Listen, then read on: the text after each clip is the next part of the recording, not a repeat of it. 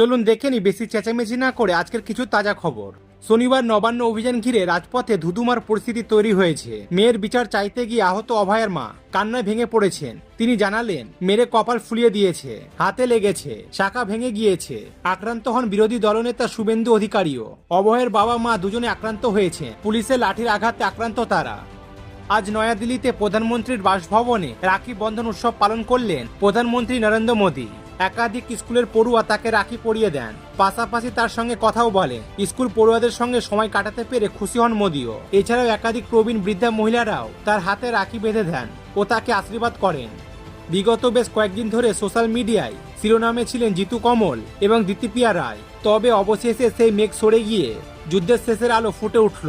8ই August সন্ধ্যাবেলায় দ্বিতীপ্রিয়া একটি post করে লেখেন, প্রোডাকশন হাউসের সহযোগিতায় সহ অভিনেতার সঙ্গে যে ভুল বোঝাবুঝি ছিল তা মিটে নিলাম।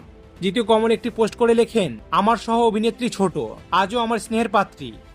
নবান্ন অভিযানে সামিল হতে নদিয়া থেকে কলকাতা এসেছিলেন তামান্না খাতুনের পরিবার। তামান্নার মা বলেন, তিনিও মেয়ের খুনের বিচার চাইতে কলকাতায় অভয়ের বাবা মায়ের সঙ্গে পা মেলাবে নবান্ন অভিযানে। এখনো পর্যন্ত অধিকাংশ অভিযুক্তরা ধরা পড়েনি বলে জানিয়েছেন তামান্নার পরিবার। ঝাড়খণ্ডের চান্ডিল স্টেশনের কাছে দুটি মালগাড়ি মুখোমুখি সংঘর্ষ। এই ঘটনার জেরে মালগাড়ির প্রায় 20টি কামরা লাইনচ্যুত হয়েছে বলে জানা গিয়েছে। বাতিল হয়েছে পাটনা টাটানগর বন্দে ভারত এক্সপ্রেস সহ বেশ কয়েকটি ট্রেন। তবে কারো হতাহতের খবর এখনো মেলেনি। শনিবার ভোর 4টে নাগাদ ঝাড়খণ্ডের সরাইকেলা খারসওয়ান জেলায় এই ঘটনা হয়েছে। কিভাবে এই ঘটনা হলো তা তদন্ত করে দেখছে রেল কর্তৃপক্ষরা। অপারেশন সিন্দুরের সময় 6টি পাকিস্তানি বিমান ধ্বংস করেছে ভারতীয় বায়ুসেনা। আজ বেঙ্গালুরুতে এক অনুষ্ঠানে বক্তৃতার সময় এমনটাই জানালেন বায়ুসেনা প্রধান air chief marshal Amarpreet Singh. এর মধ্যে 5টি পাকিস্তানি যুদ্ধ বিমান এবং পাকিস্তানি সামরিক বাহিনীর একটি বড় বিমান। ভারত পাক সংঘর্ষ বিরতি পরবর্তী সময়ে এই প্রথম এমন কোনো তথ্য প্রকাশ্যে আনলো ভারতীয় বায়ুসেনা। বেহাল দশা 2 কিলোমিটার রাস্তার হাঁটু সমান কাদায় ধানের চারা পুঁতে বিক্ষোভ বাঁকুড়ার ছাতনায়। জানা গিয়েছে, পরা শিবনা থেকে বৃন্দাবনপুর পর্যন্ত 2 কিলোমিটার অংশে মাটি দিয়ে মেরামত করে স্থানীয় আররা গ্রাম পঞ্চায়েত। গ্রামবাসীরা জানান, বর্তমানে রাস্তার অবস্থা এতটাই বেহাল যে অবস্থা ধানের জমি থেকেও খারাপ। স্থানীয়দের দাবি, ভোটের সময় নেতারা ভোট চাইতে গ্রামে এলেও রাস্তার হাল ফেরাতে উদ্যোগী হয়নি কেউই।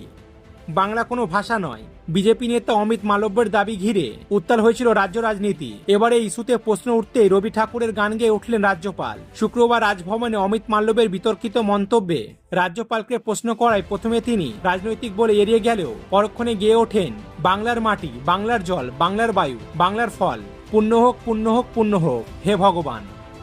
নবান্ন অভিযান সামলাতে গিয়ে কলকাতা পুলিশের কর্মীরা ভারতের জাতীয় পতাকার অবমাননা করেছেন বলে অভিযোগ করেছে বঙ্গ বিজেপি। এই সংক্রান্ত এক ভিডিও এক্সে পোস্ট করেছেন পদ্ম শিবির, যেখানে কলকাতা পুলিশের আরএএফ এর সদস্যদের আন্দোলন সামলানোর সময় রাস্তায় পড়ে থাকা তেরেঙ্গাকে বুট দিয়ে পার হতে দেখা যায়।